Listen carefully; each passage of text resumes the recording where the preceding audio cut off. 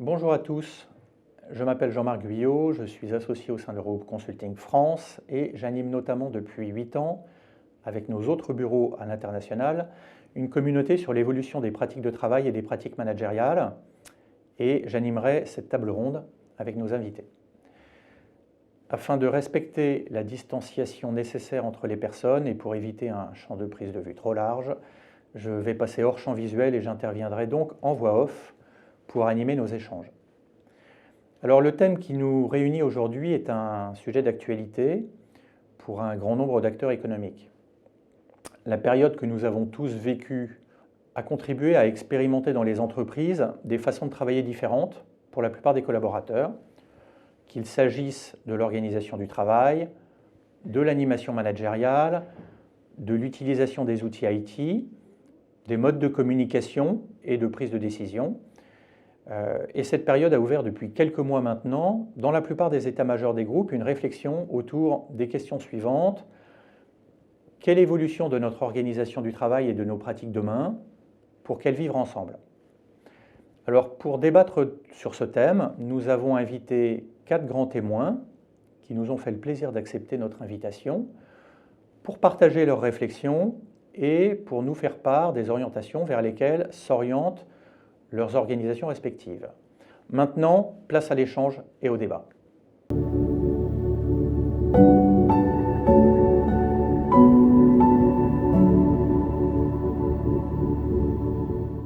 Quelles évolutions des modes de travail envisagez-vous au sein de votre organisation une fois la crise sanitaire derrière nous et avec quels objectifs visés? On va peut-être commencer par vous, Madame Scholl. Alors pour nous, la fin de la pandémie, c'est vraiment, le retour au contact humain, le retour à la liberté et le retour à la spontanéité. C'est vraiment ça qui nous a manqué.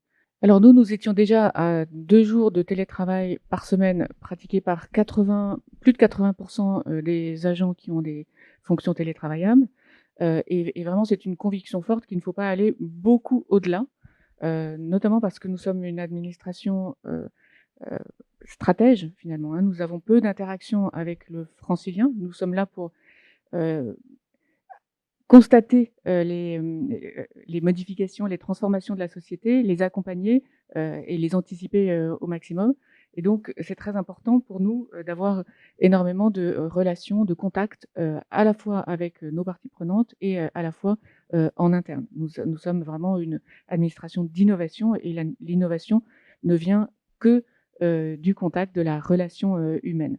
Par conséquent, on ne va pas, passer à 3 jours de télétravail. On va donner un peu plus de flexibilité parce que, voilà, tout le monde est monté en compétence, dans, le domaine du travail à distance. Tout le monde a fait la preuve que, il était digne de confiance. Donc il ne faut surtout pas, faire retomber, cela et donner l'impression aux collaborateurs qu'il y a une défiance et que, finalement, tout ce qu'on a fait pendant 1 an, ça ne valait pas et qu'il faut revenir en arrière. Donc on va assouplir, on va sans doute donner, des jours flottants de télétravail, mais vraiment on souhaite que les collaborateurs reviennent et on souhaite, favoriser le travail transversal. C'est ça qui a manqué, pendant, toute, cette année. C'est-à-dire qu'on s'est aperçu que les collaborateurs travaillaient très bien au sein de leur équipe nucléaire, le service, au sein de la direction, au sein, d'un pôle, mais la transversalité était beaucoup plus difficile et ça, il faut absolument le créer. Donc nous allons repartir sur 2 jours de télétravail et une certaine, bourse de jours flottants, dans l'année qu'un collaborateur pourra poser, mais pas, de façon systématique et pas à l'avance et simplement, quand, les conditions, de travail, enfin, le permettent. Alors, pour BNP Paribas, hein, donc on a traversé, je dirais, bon an, mal an, les mêmes situations que la région Île-de-France. La crise sanitaire, finalement, elle a été un accélérateur de transformation qui était déjà, pour BNP Paribas, initié auparavant, hein, puisqu'on avait déjà déployé pour grande partie du flex office, du télétravail, et puis une forte digitalisation de nos activités. Demain, on souhaite poursuivre, hein, cette transformation, continuer l'évolution de ces modes de travail qui reposent sur l'autonomie, la confiance, la responsabilité, et puis la collaboration, la transversalité, avec donc un projet que l'on a appelé en interne Smart Working, qui va recouvrir 4 dimensions. La dimension télétravail, hein, bien évidemment, les espaces de travail au sens large, les outils digitaux également, puisqu'on a compris qu'ils avaient une importance prépondérante dans la situation, et puis la dimension people care, puisque bien évidemment, et puis la dimension people care recouvre elle-même plusieurs dimensions sur les pratiques managériales, sur bien évidemment la santé, hein, la préservation de la santé de nos collaborateurs, hein, lutter contre l'isolement, la sédentarité, lutter contre, je dirais, les connexions à forte dose. Donc c'est tout cela que l'on va embarquer avec ce projet Smart Working, qui est un projet qui a vocation à être de niveau groupe. Ça, c'est la nouveauté, hein, de cette crise sanitaire. Donc, c'est un projet de niveau groupe sur lequel on va définir des principes directeurs qui, bien évidemment, vont être déclinés de façon, je dirais, plus opérationnelle par chaque métier, chaque entité, chaque filiale, selon les spécificités, les contraintes propres à leur pays, leur propre environnement. C'est un projet d'entreprise, hein, qui embarque à la fois les équipes ressources humaines, à la fois les équipes de l'exploitation immobilière, à la fois les équipes de l'informatique, hein, pour, je dirais, cette dimension digital working. Et donc, c'est bien l'ensemble des acteurs que l'on souhaite, je dirais, embarquer dans le projet, et puis avec, je dirais, une notion un peu de gagnant-gagnant, hein, que ce soit gagnant pour l'entreprise en matière d'attractivité, d'efficacité opérationnelle, et puis également gagnant pour les équipes en matière d'autonomie, de souplesse, de flexibilité d'organisation. Du côté de Microsoft, nous avions avant la crise un premier niveau en matière d'outils, en matière de maturité d'utilisation du digital. Néanmoins, le travail à distance était une pratique ponctuelle. On est passé à 100% de télétravail un petit peu avant que le gouvernement n'annonce le confinement en mars l'année dernière. Et donc là, on était à 100% en télétravail depuis, avec donc des changements assez brutaux dans les habitudes. On a énormément appris. Les bénéfices et les difficultés n'ont pas forcément été exactement là où on les avait imaginés. Il y a des bénéfices évidents qu'on a eus sur les temps de transport, sur l'impact sur l'environnement lié à ces temps de transport qui ont diminué. Et puis, il y a des découvertes qui sont assez intéressantes, notamment, vous en avez parlé, sur la productivité. On aurait pu s'attendre à se poser des questions sur la productivité des collaborateurs. Eh bien, on a vu que sur des populations de développeurs, par exemple, la productivité a été maintenue, voire améliorée. Et inversement, des difficultés qui n'étaient pas évidentes à anticiper, liées à de la surcharge de travail. On s'est aperçu qu'on avait des collaborateurs, et on a observé le même phénomène chez nos clients, qui en réalité travaillaient trop. Donc on a dû mettre en place des règles, des principes de fonctionnement qui sont apparus petit à petit. Vous avez parlé des 30-40 minutes sur la durée des réunions. Ça, c'est quelque chose qui est très important et qu'on a découvert. Après 30-40 minutes, et Microsoft a fait des recherches sur le sujet avec des neurologues, en réalité, l'effort de concentration est tel qu'on ne peut pas faire des visios d'une heure accumulées comme ça toute la journée. Le cerveau, au bout d'un moment, ne peut plus. Donc, il faut limiter à 30-40 minutes les vidéos et faire des pauses de 5, 10, voire 15 minutes entre les réunions. Ça, c'est des choses qu'on a apprises qui sont très importantes. Opérer du mouvement, ne pas être statique toute la journée, s'installer sur son poste de travail à distance. Il faut avoir voilà, une chaise, un écran, un casque pour le bruit. Il y a un certain nombre de détails matériels qui n'avaient pas forcément été imaginés au départ et qui se sont rendus nécessaires avec ce télétravail à 100%. Quelle est l'étape d'après ? Chez Microsoft, on aime le concept de travail hybride. On pense qu'effectivement, il y a un certain nombre de bénéfices sur la flexibilité, sur le fait, on a pu redécouvrir le plaisir de déjeuner en famille le midi ou avec son conjoint, s'il fait également ou elle fait du travail à distance. On a vu un certain nombre de bénéfices, donc on veut capitaliser sur ces bénéfices. Et en revanche, on a vu effectivement des difficultés sur la créativité également. On s'est aperçu qu'on avait des réunions qui étaient plus productives, mais peut-être un petit peu plus utilitaristes et un peu moins créatives. Donc on veut essayer de rentrer dans une notion hybride où on a le meilleur des deux mondes. Donc le chiffre, c'est 50%. Microsoft, on autorise 50% pour l'ensemble de nos collaborateurs de télétravail à partir du moment où on sera au plan sanitaire autorisé à retourner dans nos locaux. Et ça pourra être plus avec l'accord du manager. Ce télétravail hybride va pouvoir fonctionner sur trois piliers, 3 principes, et vous en avez cité 2, qui sont confiance, autonomie et des limites. Alors pourquoi confiance? Parce qu'effectivement, on ne veut pas retomber dans du micromanagement, on s'est aperçu qu'effectivement les gens travaillaient très bien, ils n'avaient pas besoin que le chef soit derrière eux pour faire de l'inspection. Donc on est vraiment sur un management de coaching, un management sur des objectifs dans un mode projet. De l'autonomie parce que à partir du moment où on est clair sur les objectifs, on n'a pas besoin de faire encore une fois du micromanagement. Et puis des limites pour toutes les raisons que j'ai évoquées tout à l'heure. Garantir le bien-être de nos collaborateurs et s'assurer qu'ils ne tombent pas dans une surcharge de travail. C'est un risque qui est réel et c'est vraiment un effort quotidien de nos managers pour assurer le bien-être.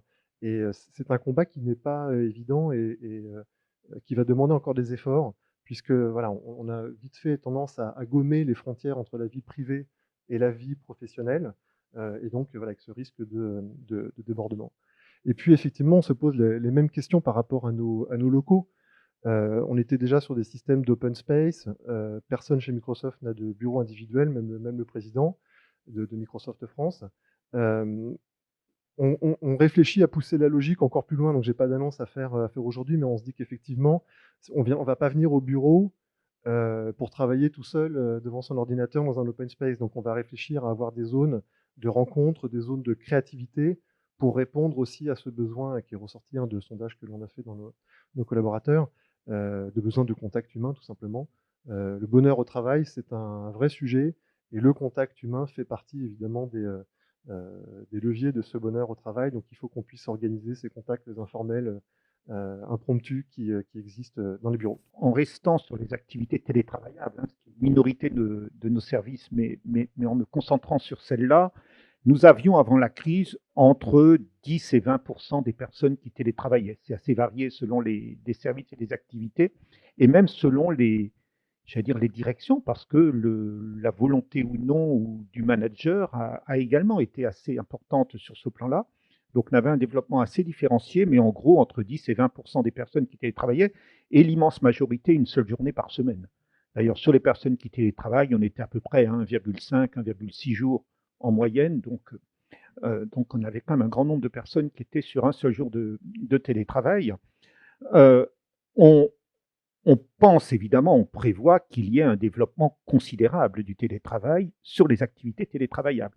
Considérable en nombre de personnes qui en bénéficieront demain, pas tellement en nombre de journées télétravaillées, parce que notre modèle, et ça a été également dit par d'autres, notre modèle reste quand même un modèle majoritairement de présentiel. Si on prend au plan individuel, c'est-à-dire que notre idée est qu'un collaborateur doit être la majorité de son temps sur son lieu de travail, tout en ayant une vraie volonté de développer le télétravail. Pour plein de raisons, on pourra y revenir. On a clairement cette volonté, mais on n'imagine pas un modèle où les personnes télétravailleraient systématiquement 3, 4 et encore moins 5 jours par semaine.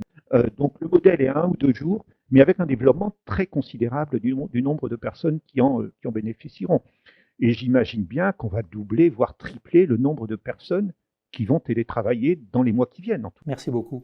Alors du coup, peut-être une question sur, finalement, avec... on voit que d'ailleurs dans vos organisations, le rythme ou la cible peut être un peu différente, mais avec cette répartition entre le présentiel et distanciel qui va quand même bouger, on voit que les frontières vont quand même bouger vers plus de distanciel. Est-ce que vous pensez qu'il est nécessaire du coup de repenser l'activité sur site pour vos équipes demain, et si oui, pour quel type d'usage? C'est-à-dire, alors on a parlé de besoin peut-être de plus d'informel, de plus de convivialité, de plus de collectifs collaboratifs.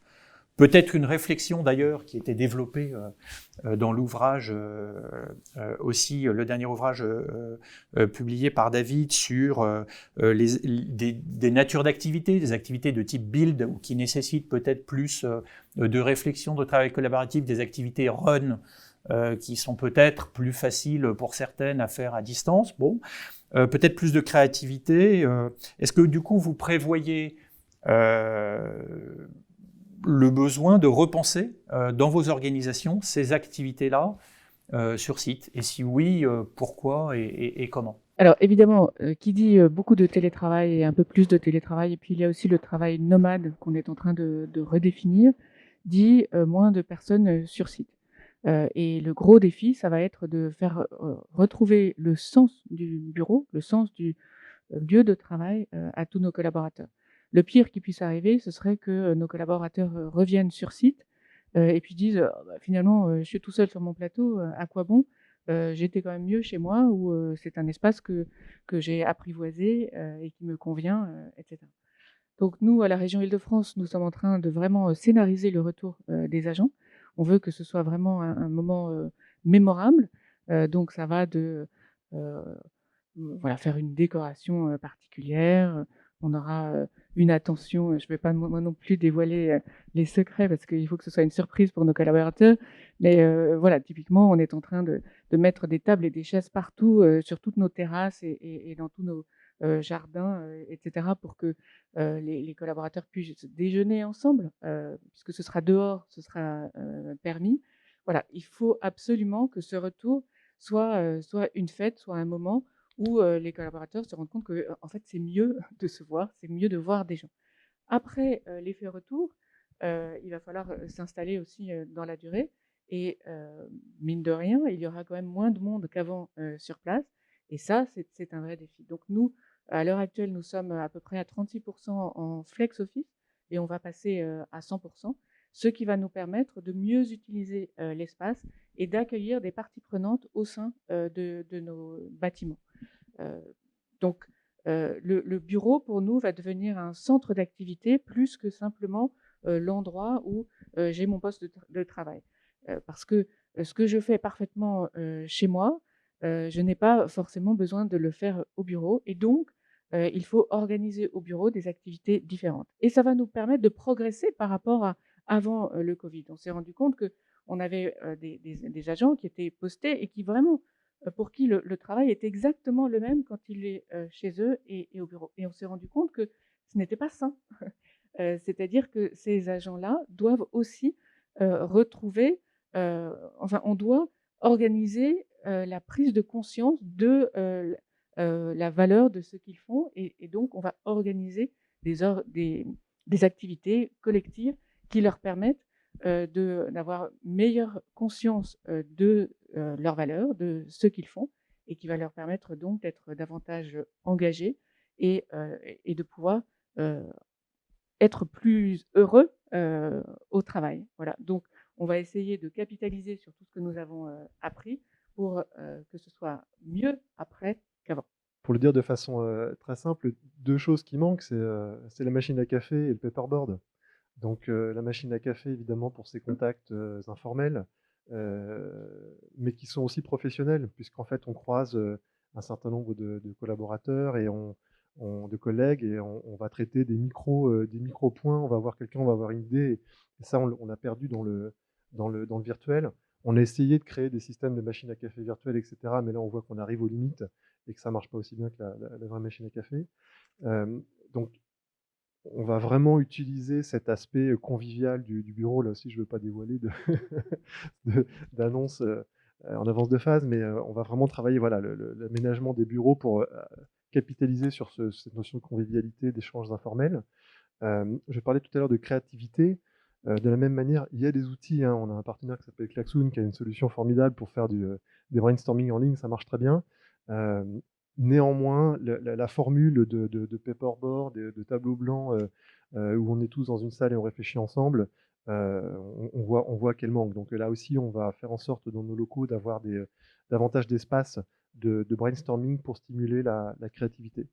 Et puis un point sur lequel Microsoft travaille, et on va commencer à rencontrer des difficultés ou vraiment un besoin sur le sujet, c'est quand on parle de travail hybride, on va se retrouver dans des situations où on a une partie de l'équipe qui est sur site et une autre partie de l'équipe qui est à distance.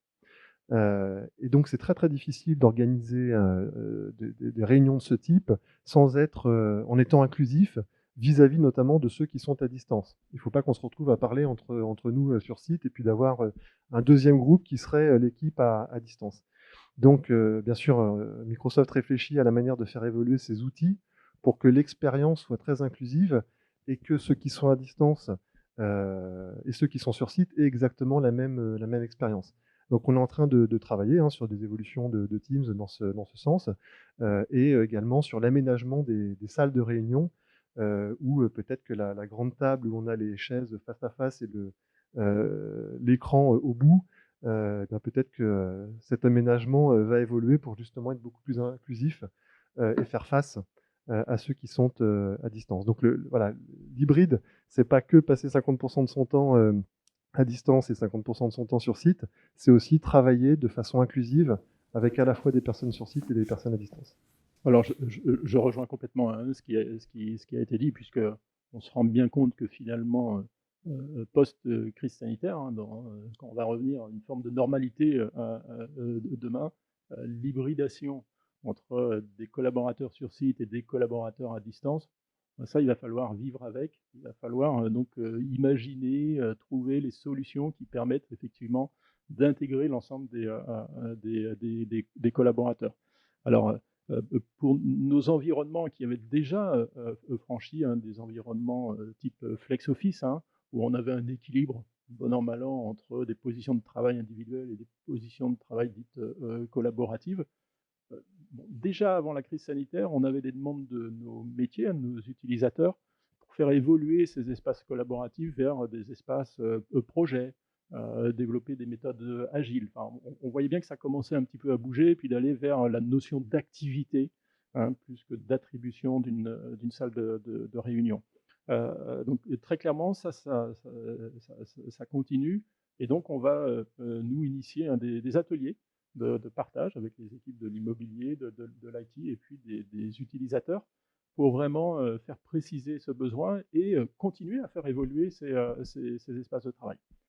Il est clair que demain, il ne faut pas se retrouver dans une situation où le travail sur site serait la même chose que le travail à distance. Donc le travail de l'équipe, nous on va beaucoup insister sur la notion de projet d'équipe pour bien redéfinir finalement, mais qu'est-ce qu'on veut faire sur site, quelles activités on va privilégier en situation à distance, et comment on travaille en équipe et pas simplement je fais le choix du lundi comme jour de télétravail et puis le reste débrouillez-vous. Non, ça doit être vraiment quelque chose qui doit être partagé. Du coup, je vais rebondir sur le côté justement managérial. Est-ce que selon vous, le manager de demain doit cocher des savoir-faire ou des savoir-être différents ou amplifiés de ceux qu'il coche globalement aujourd'hui dans vos organisations? C'est une première question.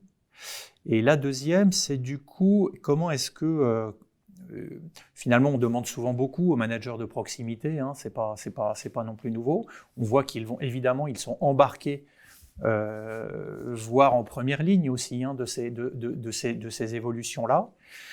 Comment est-ce que vous prévoyez d'accompagner finalement, et est-ce que vous prévoyez d'accompagner ces équipes dans la transition finalement un peu vers ce nouveau modèle hybride?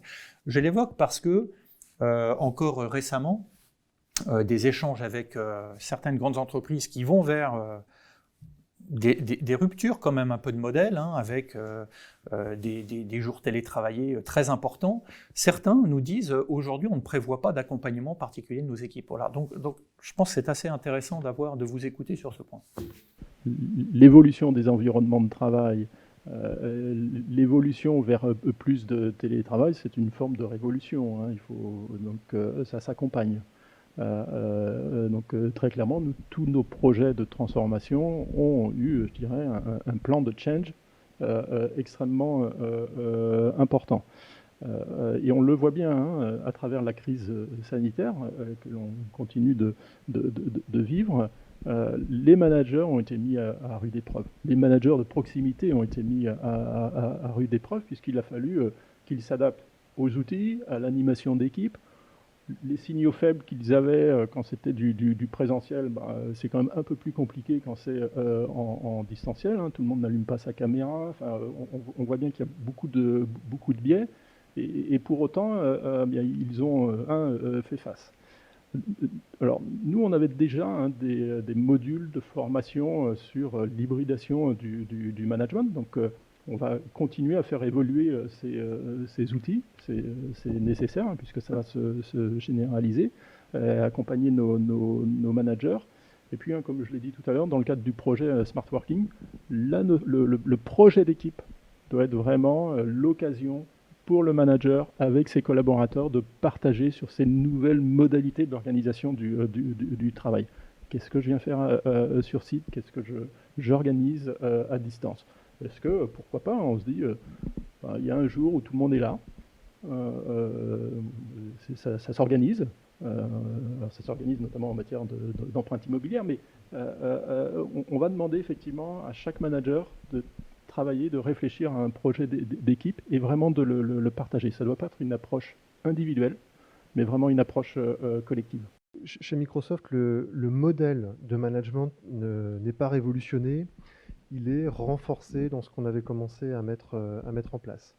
Ce qu'on attend d'un manager, ça repose sur 3 piliers, c'est des termes anglais mais bon, qui sont faciles à comprendre, c'est modèle, coach et care.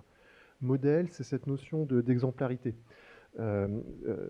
Par exemple, un manager qui lui-même organiserait des conférences téléphoniques à 7h30 le matin ou à 22h le soir ne sera absolument pas crédible à expliquer à ses collaborateurs qu'il faut faire attention à sa surcharge de travail et à son équilibre vie privée, vie professionnelle. Donc le management par l'exemple, au sens noble du terme, je rebondis sur vos propos, ça fait vraiment partie des 3 piliers chez Microsoft et on sait tous que c'est extrêmement puissant lorsque le management à tous les étages montre la voie, et bien derrière c'est une source d'inspiration et d'exemple pour le reste des équipes.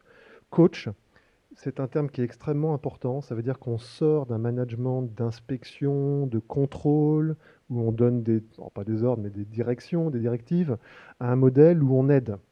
On demande aux collaborateurs où il en est, de quoi il a besoin.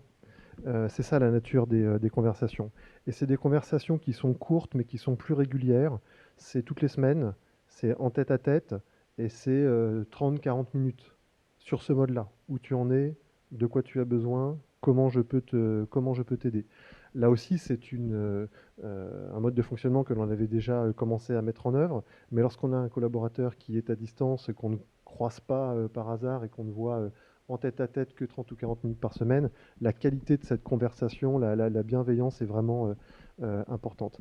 Il faut également, pour que ça fonctionne, avoir les données. On parle d'objectifs, on parle de mode projet. Si on veut pouvoir piloter l'activité d'une entreprise, quelle qu'elle soit, avoir les bons outils avec les bonnes données pour prendre des décisions sur la base de données factuelles et mesurer l'efficacité des décisions que l'on prend, c'est absolument indispensable. On peut perdre comme ça à distance le contact intuitif avec les événements. Donc il faut le système d'information qui va avec pour pouvoir piloter avec des éléments factuels. Et puis le dernier point qui est le care, donc ça rejoint ces notions d'être attentif à l'équilibre, au bonheur de nos collaborateurs.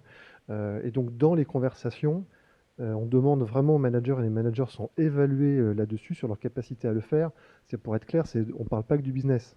C'est bien hein, si les chiffres sont bons, si l'activité se porte bien, mais on demande aussi comment vont les personnes, est-ce que justement elles arrivent à équilibrer leur vie privée, vie professionnelle, comment elles gèrent ces règles, est-ce qu'elles arrivent à prendre du temps pour déjeuner le matin, est-ce qu'elles arrivent à pas travailler trop tard le soir. Là en ce moment, au mois de mai, on est en plein dans les entretiens, on en fait un tous les trimestres chez Microsoft France avec nos collaborateurs.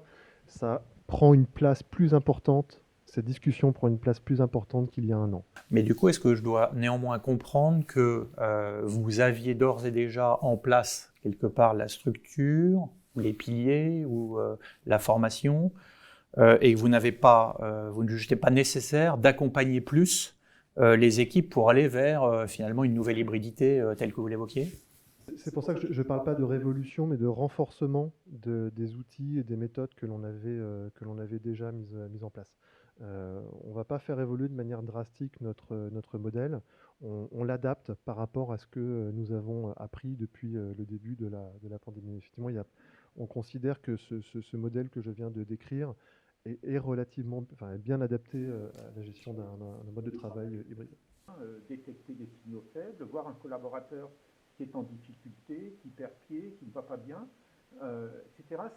Ce sont des choses que l'on n'a pas tellement l'habitude de faire dans un mode distanciel. Le contrôle de l'activité, donc on a vraiment besoin de développer des choses nouvelles auprès des managers. Alors, je voulais évoquer un autre aspect en 2 mots. Simplement, quelque chose qui, en tous les cas, chez nous est relativement nouveau, c'est que avant la crise sanitaire, chez nous, les managers ne télétravaillaient quasiment pas. C'était assez rare, les managers qui télétravaillaient, simplement parce que je pense culturellement, ils s'en abstenaient, voilà, c'était pas interdit, hein, ils pouvaient télétravailler, mais c'était très rare. Or, la plupart des managers, comme tout le monde, ont beaucoup télétravaillé dans cette crise sanitaire, souvent d'ailleurs plus par obligation que par envie, mais la plupart également se sont aperçus qu'ils télétravaillaient très bien, c'est-à-dire qu'ils pouvaient mener leur activité, conduire leurs projets, animer leur équipe en télétravaillant. Donc il y a un élément qui chez nous sera également nouveau, c'est le développement du télétravail pour les managers eux-mêmes, qui lui-même pose un certain nombre de défis, encore une fois, quand on le rapporte à la vie d'équipe, quand on le rapporte au fait que l'équipe ne sera probablement pas en même temps tous ensemble sur site. Et puis, ça, j'allais dire, les managers de managers, pour eux-mêmes, ça pose également des questions d'animation, de suivi. Donc, ce sont des sujets sur lesquels on n'a pas aujourd'hui de certitude sur la manière dont les choses se passeront réellement demain, mais dont on voit bien qu'on a là des terrains de travail, des terrains d'attention. Merci. Peut-être une question sur les outils. Alors, vous l'avez en partie abordé, mais finalement, on a tous expérimenté voilà, pendant un peu plus d'1 an un certain nombre de nouveaux outils et de modes de fonctionnement. Selon vous, quel sera l'usage des outils collaboratifs demain et surtout, qu'est-ce qui reste vraiment à améliorer, selon vous, d'un point de vue outil, pour faciliter le travail en mode hybride demain? Ou qu'est-ce qui est très difficile à faire? Vous avez évoqué déjà un certain nombre de points. Les outils ne sont que ce que les personnes en font. Nous, à la région Île-de-France, on a énormément travaillé sur l'harmonisation des outils pour tous les collaborateurs, qu'il y ait un socle commun et que tout le monde utilise les mêmes outils parce que ça facilite évidemment la communication. Et puis, on a essayé de d'utiliser tous ces outils pour recréer finalement de l'émotion, pour recréer ce qu'il nous manquait à distance. Et on y est assez bien arrivé. On arrive à créer voilà, des cafés virtuels, mais dans lesquels il y a des vrais échanges et des vraies rencontres qui se passent. Donc on est allé assez loin et je pense qu'on pourra aller encore plus loin. Le travail, je salue le travail de Microsoft sur les réunions hybrides, c'est-à-dire où la moitié des collaborateurs sont en présence et l'autre moitié est à distance, parce que ça, je pense que c'est quelque chose qui va être difficile et sur lequel il va falloir qu'on travaille. Nous, la façon dont nous y travaillons, c'est de redéfinir vraiment les objectifs de chaque sorte de réunion. C'est-à-dire qu'il y a des réunions d'information à 10 000, c'est très descendant, et du coup, on peut être à distance sans problème. Je pense que les réunions d'idéation, c'est mieux d'être en présence parce qu'on a besoin de s'exprimer par tous les gestes, etc., pour être créatif. Et puis, il y a les réunions d'arbitrage où on est 6 à 8, où là, on peut être vraiment moitié en présence, moitié à distance. Mais c'est vrai qu'il faut progresser dans la facilitation de la participation des personnes qui sont à distance par rapport à ceux qui sont en présence. Au niveau des outils, je dirais, il n'y a pas réellement de problème. D'abord, je l'ai dit tout à l'heure, on s'était bien équipé avant, en outils physiques, en débit. Donc, pas réellement de problème là-dessus. il reste un sujet d'usage quand même encore, c'est-à-dire que on a dû progresser très vite et vous l'avez dit, beaucoup de personnes ont appris à très très grande vitesse dans cette période à se servir, mais il reste malgré tout des problèmes d'usage de nos outils. Bon, mais ça, j'allais dire, on peut et on saura progresser sur le sujet. Moi, le sujet des outils se pose peut-être plus au plan de l'articulation avec les locaux et les éléments physiques de nos sites. L'aménagement, l'équipement de nos salles de réunion, la manière dont on fonctionne effectivement en mixte présentiel-distanciel, notamment lorsqu'on est en mixte en salle de réunion. Et on voit bien, en tous les cas, le vécu que l'on a eu ces derniers mois montre que c'est beaucoup plus difficile que quand on est tous en présentiel ou tous en distanciel. Or, demain, on va très certainement développer très fortement ce mixte. Au-delà des outils, ça pose des questions d'existence de nos salles, de nos espaces, pour tenir ces Teams, ces réunions, ces rendez-vous, en développant les espaces plus ouverts, en développant le partage de postes de travail. On a aussi besoin que des personnes soient plus en capacité de s'isoler lorsqu'elles ont certains types de réunions, ne serait-ce que pour pouvoir les mener tranquillement. Donc en fait, en tous les cas, en ce qui nous concerne et dans ce que moi je vois chez nous, ça me pose plus de questions de locaux physiques, d'aménagement d'espace, de type d'espace, que de questions d'outils eux-mêmes, parce que simplement, les outils, ils existent. Évidemment, si on ne les a pas, c'est plus embêtant, mais ils existent et ils sont déjà implantés en ce qui nous concerne en tous les cas. Je vais essayer de vous donner une réponse en trois horizons, court, moyen, long terme. Sur le très court terme, le premier axe sur lequel on a déjà travaillé, on a sorti des features, c'est le fait de préserver la fatigue mentale quand on cumule des Teams toute la journée. Microsoft Research s'est aperçu que quand on se voyait tous les uns à côté des autres, on avait moins de fatigue que quand on se voyait dans un mode d'affichage traditionnel. Et c'est pour ça qu'on a sorti un mode qui s'appelle le mode All Together. Je ne sais pas si vous l'avez testé sur Teams, où on se voit tous les uns à côté des autres dans un amphi. Et en fait, ce mode, on l'a sorti pour minimiser la fatigue sur un utilisage intensif de la visio. Donc ça, c'était le premier axe de travail, et c'est quelque chose qui existe déjà et qu'on a découvert depuis le mois de mars. Deuxième point, c'est le mode hybride, hein, on en parlait depuis tout à l'heure. C'est comment on produit une expérience satisfaisante et inclusive avec la moitié de l'équipe qui est sur site, l'autre moitié qui est à distance. Donc là aussi, ça veut dire qu'il faut changer les modes d'affichage. Il faut créer une notion d'égalité d'affichage entre les participants. Comment on réorganise l'aménagement des salles de visio pour avoir une impression de cercle et pas encore une fois, de deux groupes. Et puis à plus long terme, mais bon, ça peut arriver plus rapidement que ce qu'on imagine, c'est la technologie de la réalité mixte pour avoir une image en 3D de son interlocuteur. On a fait des annonces il n'y a pas très longtemps sur une technologie qui s'appelle Mesh, de façon à avoir effectivement pas seulement le visage et le buste, mais son interlocuteur en 3 dimensions, et de percevoir eh bien les petits mouvements et le body language, comme on dit, qui permet d'améliorer l'expérience d'une visio. Ça, ce sont les sujets sur lesquels Microsoft travaille. Alors peut-être une question, peut-être pas la plus facile, mais un peu d'ouverture, si on se projette un peu plus loin.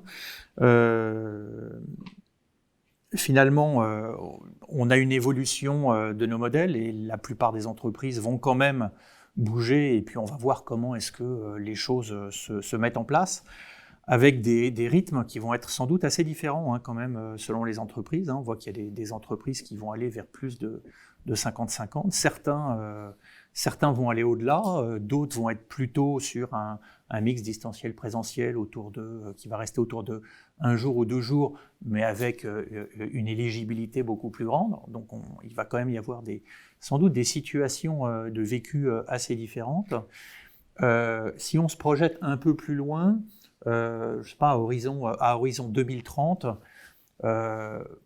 comment est-ce que vous percevez ou vous envisagez ou vous souhaiteriez l'expérience collaborateur finalement dans vos entreprises à cet horizon? Il y a un grand sujet qu'on n'a pas encore évoqué, c'est le sujet des jeunes collaborateurs et des jeunes recrues. Et pour ces populations, la présence, je crois, sur site est extrêmement importante et même fondamentale.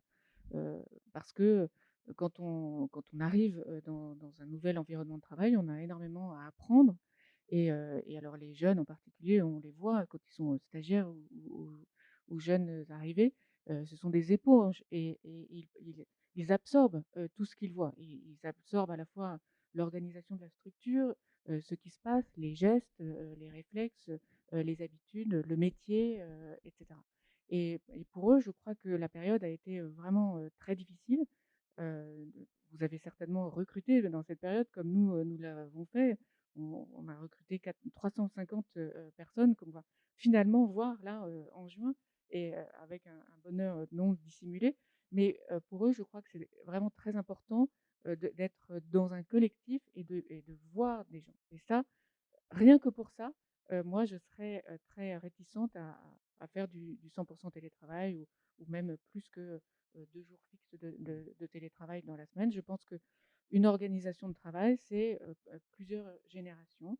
Ce sont des collectifs divers et l'intégration des jeunes est absolument fondamentale, à la fois pour évidemment la productivité, l'activité de l'entreprise, mais aussi pour évidemment la responsabilité sociale de l'entreprise. Donc ça, c'est très important et je ne vois pas qu'en 2030, on ait pu casser comme ça une génération entière qui se trouverait exclue finalement de nos traditions de travail et de tout ce que ça englobe.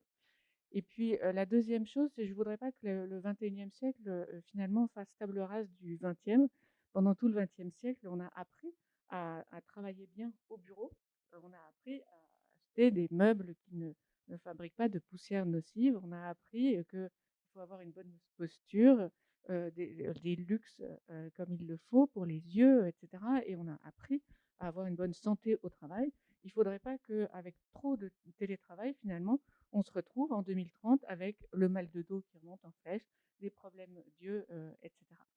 Et ça, c'est une véritable question parce que l'employeur ne peut pas contrôler ce qui se passe au domicile de ses salariés. Donc, comment faire? Alors, nous avons mis en place l'accès au tiers-lieu pour tous nos collaborateurs sur la base du volontariat. Évidemment, ils l'utilisent, on respecte les ratios nationaux, donc c'était un choix qu'ils faisaient à peu près à 10%. Mais je pense que si on va vers beaucoup plus de télétravail, il va falloir que globalement, on développe les tiers-lieux parce que là, on peut exiger évidemment du prestataire d'avoir les bonnes conditions de travail et donc garantir des bonnes conditions de travail à tous nos collaborateurs, ce qui est, à mon sens, absolument fondamental. Et dans les tiers-lieux, je finis par là, on a en plus l'avantage qu'on n'est pas isolé, on n'est pas seul, et en plus, on rencontre des travailleurs d'autres organisations de travail, ce qui est extrêmement enrichissant. L'expérience collaborateur va être au centre. L'offre de services que l'on doit proposer aux collaborateurs sur un immeuble, sur un campus, chez BNP Paribas, on peut avoir des campus selon les géographies, elle va être importante et offrir un éventail de services, la restauration, le sport, la culture, les services de santé, le support IT. Ça va être des éléments aussi prépondérants pour, comme vous le disiez, vivre un moment mémorable sur site. Donc ça, je dirais, l'expérience collaborateur sera un vecteur fort dans les aménagements demain de nos espaces de travail.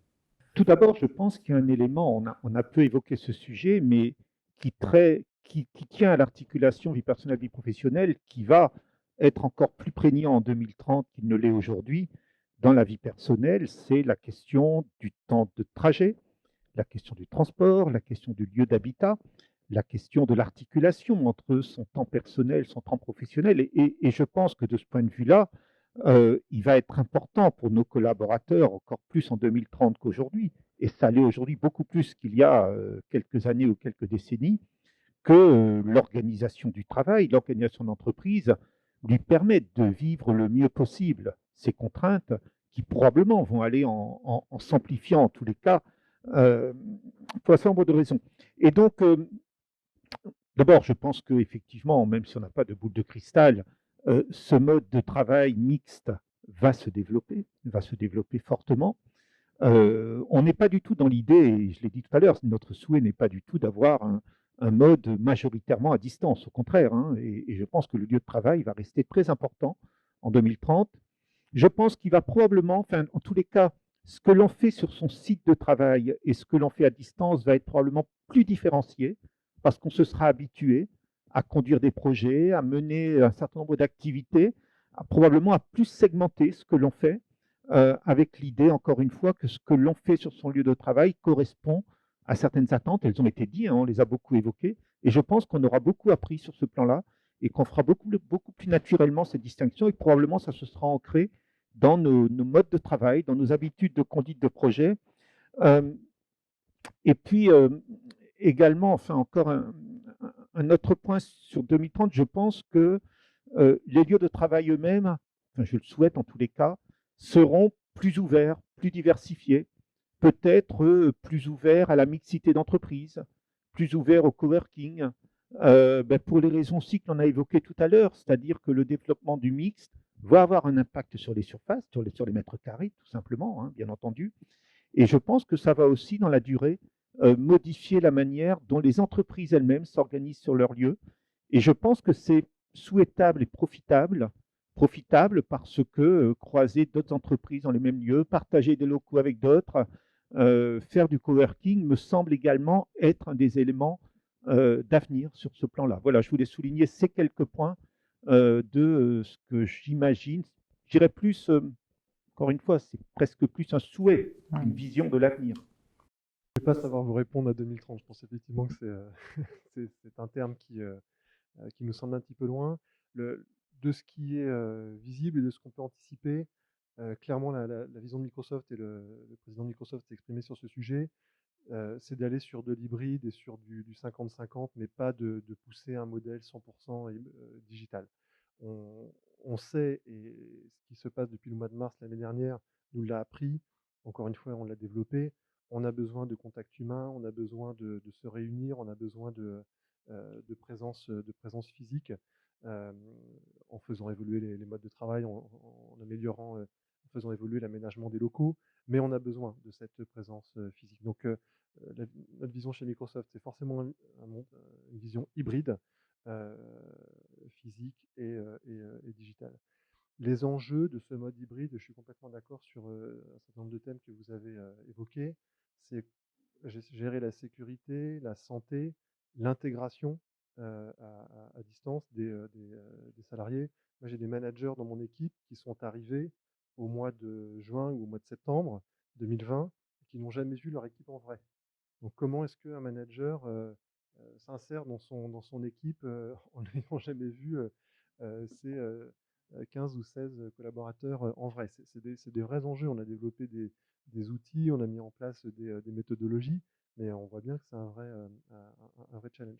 Il y a également la notion de conformité par rapport à un certain nombre de règles. Comment est-ce qu'on dit qu'on n'était plus dans le contrôle, mais comment est-ce qu'on garantit que en matière de sécurité informatique, en matière de conformité des comportements, de compliance, on peut garantir ces éléments-là dans un mode hybride. Ça, c'est des vrais enjeux. Et puis le dernier point, là, c'est pas Microsoft qui s'exprime, c'est Charles. Je ne connais pas le point de vue de Microsoft sur le sujet. Je pense qu'on va forcément également avoir des discussions avec nos salariés sur le lieu d'habitation. À partir du moment où on est dans un mode de travail hybride, on a des gens, et on commence à avoir quelques cas ponctuels dans nos équipes, de gens qui demandent s'ils peuvent aller habiter en région, ou si on va ouvrir de nouvelles possibilités, on va pouvoir repenser la manière d'organiser justement son travail et sa vie personnelle en matière d'habitat et de lieux d'habitation, de gestion des transports. Quand je discute avec les dirigeants publics ou privés, l'élément qui est en tête chez tout le monde, c'est l'impact sur l'environnement. C'est comment on capitalise sur ce que ce mode hybride nous apporte pour réduire l'impact de l'entreprise ou de son activité sur l'environnement. Mais écoutez, merci, un grand merci à tous les quatre. Je pense qu'on est arrivé au bout de notre temps globalement pour cette table ronde. Je trouve que ça ouvre à la fois plein de sujets pour les mois à venir, mais plutôt avec de l'enthousiasme et finalement et de l'envie, parce qu'on voit que on prévoit quand même assez vite, même si le modèle hybride évolue, de revenir à des temps de rencontres et d'échanges globalement des équipes sur site. Un grand merci à tous les cas d'avoir accepté notre invitation et puis de nous avoir livré finalement toute cette richesse d'échanges, je trouve, avec transparence. Un grand merci à toutes ces organisations qui ont témoigné, dont la région Île-de-France bien sûr, BNPP, La Poste et Microsoft. On voit bien que la crise de la Covid-19 a permis de faire évoluer les organisations et à ce qu'on va appeler briser le plafond de verre du travail tout distanciel. Et cela amène effectivement à se poser, mais comme les entreprises et les organisations l'ont mentionné tout à l'heure, la question du mode hybride. La question du mode hybride, c'est comment allons-nous faire à la fois du présentiel et du distanciel. On voit bien que c'est une réflexion qui est en termes d'organisation du travail, de management, mais aussi, comme ça a été mentionné, sur les lieux et aussi sur ce que l'on va faire quand on sera en présentiel ou en distanciel. Donc, le plafond de verre du tout distanciel donc a explosé effectivement par rapport avec cette crise de la Covid-19. Se pose la question aujourd'hui du comment. Et il y a des éléments de réponse qui ont été donnés donc précédemment. Nous, dans le cadre de la chaire ESSEC du changement et de l'innovation managériale, dont Eurogroupe Consulting est membre fondateur, on a mené dès le 15 mars donc, 2020 un groupe de travail pour déjà comprendre ce qui se passait dans les organisations, comment elles s'adaptaient et ce qui était mis en œuvre. Ce qui a donné lieu à 3 livres, Changement de crise, Trajectoire de crise, et le dernier, Travail et organisation hybride, qui s'intéresse au comment de l'organisation et du travail hybride. Plusieurs choses. Aujourd'hui, on voit émerger ce qu'on appelle le modèle 40-60. Alors, ça a été dit tout à l'heure. Certains parlaient de 50-50. 40% en présentiel, 60% en distanciel, ou inversement, en fonction du travail et des activités. Point important quand même, il faut aussi avoir une réflexion sur l'éligibilité des activités en distanciel. Parce qu'aujourd'hui, on a parfois un raisonnement de grandes entreprises dans les grandes métropoles et dans le tertiaire. Si vous êtes dans le monde industriel, le télétravail est plus difficile parce qu'il faut se rendre sur la chaîne de production. Donc, il faut déjà avoir à l'état d'esprit qu'on a effectivement une réflexion quant à l'éligibilité de l'activité par rapport au distanciel. Présentiel, distanciel, ce mode hybride sous réserve de l'éligibilité de l'activité, comme je viens de mentionner. Premier élément, c'est aujourd'hui comment on organise cela. Nous, on s'est aperçu dans nos travaux de recherche qui ont été communiqués effectivement, et ça a été dit tout à l'heure, quelle est la bonne durée? Est-ce qu'on met 1 jour, 2 jours, 3 jours? Effectivement, toutes ces problématiques-là. Nous, on s'est aperçu déjà qu'il fallait peut-être réfléchir sur 2 semaines au lieu d'1 semaine. Et dans ces 2 semaines, on va avoir du 40 ou du 60% en présentiel ou en distanciel, mais avec des éléments clés. Il faut du collectif. C'est-à-dire qu'on sent qu'il faut que les gens reviennent, il faut qu'il y ait du présentiel, et il faut que les gens reviennent pour, effectivement, faire acte social. C'est important parce qu'un certain nombre sont en manque, dirais-je, de sociabilité, et effectivement, pour qu'il y ait cette rencontre. Nous, ce que l'on voit dans les quelques entreprises que l'on a étudiées, c'est d'avoir des temps distanciels, des temps présentiels et des temps présentiels collectifs. Ce qui veut dire que le temps présentiel collectif, c'est quand tout le monde est là. Quand tout le monde est là, alors, vous allez me dire, qui est tout le monde? Est-ce que c'est un service? Est-ce que c'est un département? Est-ce que c'est toute l'entreprise? On a tendance à privilégier la notion de service, d'unité. À un moment donné, il faut qu'on puisse tous se retrouver pour faire équipe, ensemble. Il y aura aussi une réflexion sur les grandes manifestations qui consacrent, entre guillemets, le collectif d'une entreprise à un moment donné. Donc, on a cette notion. L'autre élément clé dans l'organisation, c'est les activités qui sont en run et les activités qui sont en build. Alors, je sais, on va dire en bon français, les activités en mode projet et les activités en mode récurrent. Ce que l'on voit, c'est dans l'expérience des premiers et deuxièmes confinements que le travail distanciel s'adaptait bien au mode run, à l'activité connue, récurrente.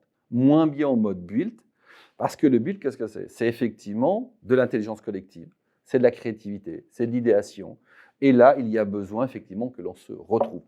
Point important que je n'ai pas mentionné, mais on s'est aperçu aussi dans les premiers et deuxièmes confinements que dans le mode distanciel, il y avait 2 manques importants.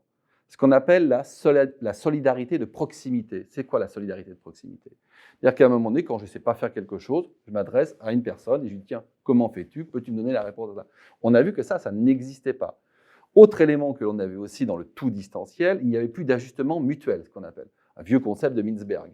L'ajustement mutuel, c'est il y a plein d'interactions que l'on fait, mais qui jouent un rôle de régulation à la fois dans le flux de travail et dans le flux de relations. Et on a vu des micro-conflits parfois émerger, parce qu'on sait très bien, on a tous cette expérience-là. Le soir, j'écris un mail énervé, et donc du coup, tout le monde répond, et là, il y a 15 ou 20 mails qui se font pour quelque chose qui n'avait, à mon avis, bien souvent pas à être développé de cette façon-là. Donc, on va avoir cette notion de réflexion sur le run et sur le build. Quelles sont les activités qui sont plus en build et en run, et surtout, on va privilégier le présentiel pour le build, ça c'est quand même un élément important. On a ce mode hybride dans son organisation, mais cette organisation ne tient, et ça a été dit tout à l'heure par l'ensemble des intervenants, l'importance du management. L'importance du management, l'importance de l'évolution du management. D'ailleurs, il y a un terme là qui sort depuis peu qu'on appelle la transformation managériale. Alors, je gère une chaire et je dirige une chaire sur l'innovation managériale, et on voit que beaucoup me parlent de transformation managériale. Ce qui veut dire que le manager va devoir évoluer dans comment j'organise le run, comment j'organise le build, comment je travaille en distanciel, comment je mets en place des modes de contrôle. Alors, on voit très bien qu'on va être davantage sur du contrôle en mode résultat et non pas moyen, donc ça, c'est relativement important. Mais il y a aussi d'autres éléments, c'est-à-dire comment je vais aussi scénariser les temps présentiels. Alors, je veux bien scénariser, le terme est peut-être un peu fort. Avec Jean-Pierre Lecam de la Société Générale, on a écrit un article qui s'appelle « Les day-in ». Les day-in, c'est quand les gens reviennent au bureau. Et on s'est aperçu dans certaines organisations que parfois, quand les gens reviennent au bureau, il y a une forme de déception. Parce qu'il y a une excitation à revenir. On est content, on retourne au bureau. On revient, il n'y a personne. Et puis on se retrouve à faire une réunion Teams qu'on aurait pu faire de chez soi. Et puis on ne voit pas les gens qu'on avait envie de voir. Donc on repart avec une forme un peu d'insatisfaction. Et d'où l'importance que je mentionnais tout à l'heure dans l'organisation, qu'il y ait des temps de présentiel collectif où on va se retrouver et à scénariser. Alors ce qui a été dit, il y a des temps un peu de team building, il faut recréer l'équipe. Il y a du lien social à créer, il y a du discours managérial de projection à avoir. On va avoir des temps aussi sur les projets, ce que l'on fait. Il faut laisser du temps sur les échanges informels, et puis aussi en petits groupes des échanges qu'on appelle bilatéraux. Donc il y a cette notion de réflexion sur la scénarisation. Mais ça va beaucoup plus loin que ça, et on voit aujourd'hui, nous on a travaillé par exemple sur les équipes autonomes. Et dans les équipes autonomes, on a un outil qu'on appelle le contrat d'unité. Qu'est-ce que c'est que le contrat d'unité? C'est-à-dire que le manager se retrouve avec son équipe et va discuter sur une périodicité, par exemple mensuelle, en général c'est cette périodicité qui est choisie, ce que l'on a à faire, comment on s'organise, sur l'organisation du travail, et aussi quels sont les éléments de coordination, de contrôle que l'on va construire ensemble. Et je trouve que cet outil-là, de ce que j'appelle le contrat d'unité, et ça a été dit tout à l'heure, à dire, dans un mode présentiel, distanciel, qu'est-ce qu'on fait? Les gens sont plus autonomes, il y a plus d'engagement, il y a plus de responsabilité. Ne faut-il pas aller vers des managements qui incitent à aller vers ces contrats d'unité? Et on a vu, ça a été dit également tout à l'heure, que les temps d'échange sur comment on travaille et comment on fonctionne deviennent importants. Donc on voit bien ici, après comment la notion hybride, organisation du travail, comment il va y avoir l'aménagement. Troisième et dernier point, il y a une question qui a été mentionnée tout à l'heure sur le monde en 2030. Alors effectivement, on se pose cette question. Les aménagements d'aujourd'hui sont les organisations de demain et les entreprises d'après-demain, ou les modèles, je veux dire, d'entreprises d'après-demain. Et là, se dire, dans cette relance, ce qui est important, il y a une réflexion sur les lieux. Je pense que ça, on ne pourra pas faire l'économie de la réflexion sur le lieu. Parce que globalement, nos lieux aujourd'hui, même tertiaires, c'est l'image de l'usine du 19e siècle. Je viens sur un lieu parce qu'on a construit des usines, parce qu'il y avait la matière et l'énergie. On ramenait tout le monde sur un même lieu. Aujourd'hui, on voit qu'on peut travailler différemment. Donc, alors, est-ce que ça sera la logique des tiers-lieux qui a été évoquée tout à l'heure? Est-ce que ça sera d'autres formes? Là, je pense qu'il y a des expérimentations qui sont en cours et qui vont se faire sur le lieu de travail. Ensuite, sur le lieu, entre guillemets, entre le central et le décentralisé, avec ces tiers-lieux ou pas, Dans les organisations, quand on va venir, si on vient pour faire du travail collaboratif, du travail de projet, du travail créatif, nos lieux sont-ils adaptés à ça? C'est-à-dire qu'ils étaient plutôt pour des activités run à l'origine. Sauf que là, on va leur demander surtout des activités built et de la socialisation. Et là, effectivement, il y a tout un travail qui a été fait sur les collabs. Hein. Donc, il y a une architecte qui s'appelle Kenza Cardo qui travaille beaucoup sur ces notions de lieux collaboratifs, hein, qu'il teste. Et donc, je trouve que ça, nos zones, de travail devront être ponctuées, entre guillemets, de ces zones collaboratives, avec des attributs spécifiques en termes d'ergonomie pour aider le travail collectif. Donc, on a cette réflexion-là sur les lieux. Et je terminerai sur ça, de se dire aujourd'hui, quels sont les éléments clés qu'on va se donner pour cette relance? J'appelle ça la relance. Alors, c'est un vieux terme économique, la relance. Hein. Mais je pense que dans nos organisations aujourd'hui, on a vécu quelque chose, et on a vécu et on continue à vivre encore, une sorte de choc un peu traumatique, hein, quand même. Donc, ça paraît compliqué, hein, et c'est pas fini.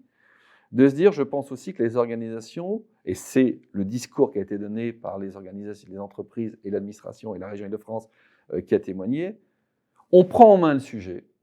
On prend en main le sujet dans la réflexion, dans l'expérimentation, mais aussi dans le discours futuriste que l'on veut avoir. Et surtout, ce que j'ai aimé, c'est un discours futuriste sur, non pas ce qu'il était, ce qui a été difficile, mais ce en quoi cette crise peut être un élément clé dans la nouvelle organisation.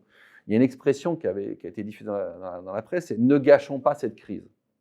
Et je crois qu'effectivement, ne pas gâcher cette crise, c'est s'interroger sur nos modes de fonctionnement et construire les nouveaux modes qui correspondent aux nouveaux enjeux des entreprises et aux nouvelles préoccupations environnementales et sociétales. Et merci donc aux organisations qui nous ont donné leur témoignage sur cette notion de relance, de futur et aussi de demain. Et effectivement, nous devons travailler à la situation de post-crise.